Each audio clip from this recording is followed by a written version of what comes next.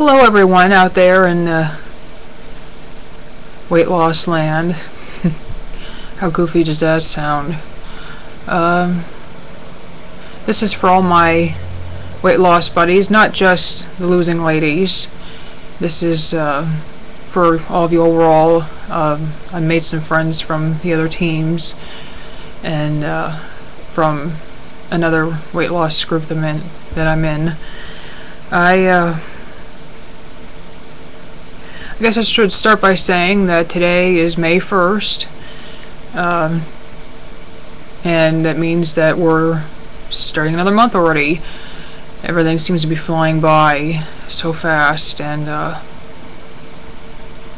for some reason my weight is not flying off as fast as the days are going by. I keep getting stuck at 200. And I can't seem to get past it. I try real hard. I'll see 199 point something, and then the next day, I'll be right back up into 200 again. Even if it is just a solid 200, it's just the fact that it's 200. When I was walking on the treadmill, I would try to step it up a bit, and I've cut an awful lot of things out of my diet and everything that.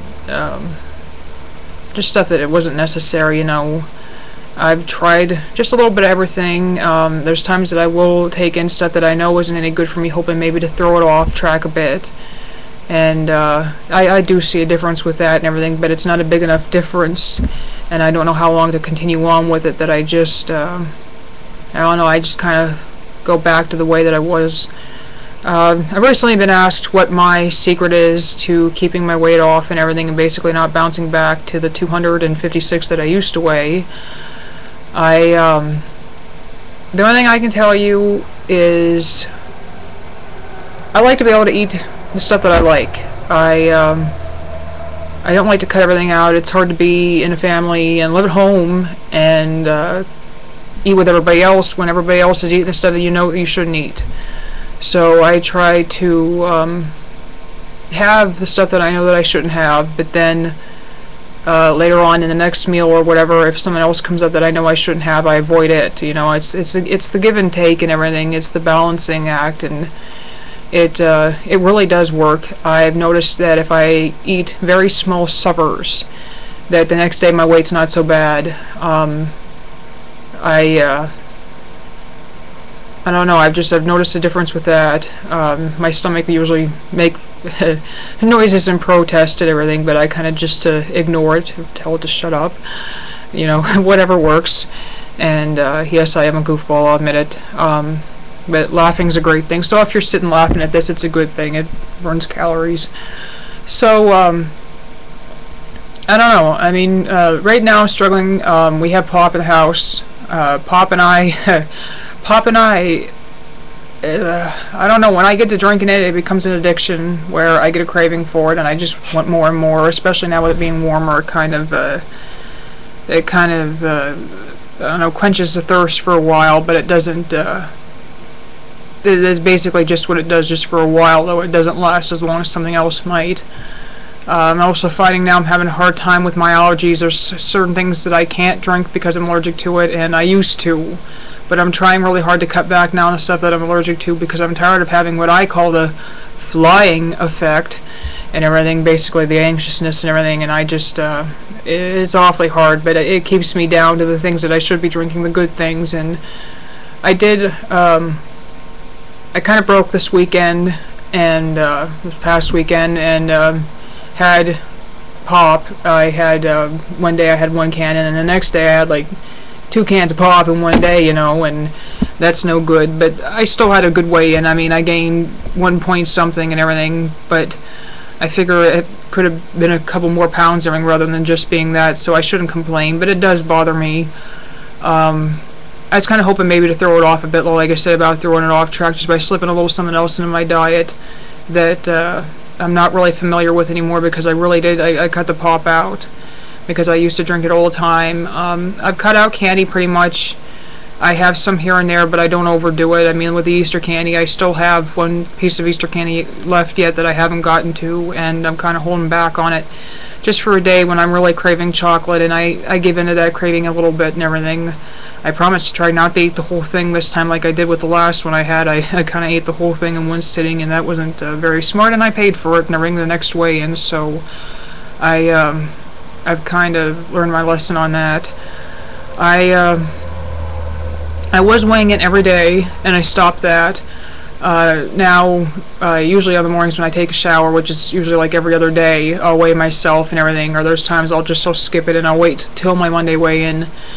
It just depends on how I'm feeling, and if I feel like I need a kick in the butt, because usually it's a kick to see that number go up, and it really hurts everything. It just makes me wonder how far I would push myself to lose this. I don't know, I've tried a little bit of everything. I mean, I haven't gotten into like your Pilates and stuff like that and everything. I'm a walker. I love to walk, whether it be on, I really prefer outside and everything. I will walk on the treadmill, but it's not something that I prefer. I am definitely not a runner. I have ran a little bit, but it's more of a running and walking thing. I would like to maybe get more into that, and when I get new tires for my bike here, which will hopefully be within the next few months, I want to start riding my bike again and everything, because my boyfriend, he got a bike and everything, and he's riding again, so we're hoping to go together and start riding together and stuff, and he's going to help me out a lot, and he really has. I mean, I noticed a big drop in my weight when I started seeing him, because I strived more to be better for him, and I still am, but it just, now that the whole first relationship and everything, the first month or so and everything, now that we're past that, because it'll be 4 months here now on the 13th of this month, it'll be our 4-month anniversary, and I mean, it's still there, the still wanting to do for him and everything and be better for him, but it's just not enough now.